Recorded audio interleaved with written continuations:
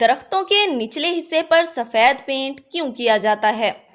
اکثر گاڑی میں سفر کرتے یا پیدل چلتے ہوئے سڑک کے کنارے ایسے درخت دیکھے ہوں گے جن کے نچلے حصے میں سفید پینٹ کیا ہوتا ہے۔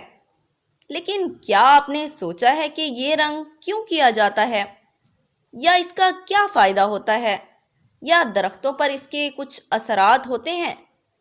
عموماً درختوں پر سفید رنگ نظر آتا ہے اور اس کے پیچھے چھپی وجوہات بھی کافی دلچسپ ہیں۔ یقین کرنا مشکل ہوگا مگر ایسا سائنسی وجہ کے باعث کیا جاتا ہے۔ درختوں کو رنگنے کے لیے چونے کا استعمال کیا جاتا ہے اور ایسا کرنے سے چونا ہر درخت کے نچلے حصے تک پہنچ جاتا ہے۔ اس کی وجہ سے درختوں کو دیمک یا کیڑوں سے محفوظ رکھا جاتا ہے۔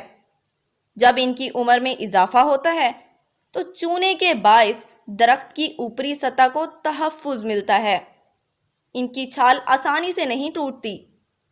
اس پینٹ کا ایک اور فائدہ بھی ہے کہ سفید رنگ سے درختوں کی جڑوں کو سورج کی شعاؤں سے ہونے والے نقصانات سے بچایا جاتا ہے، جبکہ کچھ ممالک میں ان کو روڈ سائنس کے طور پر بھی استعمال کیا جاتا ہے۔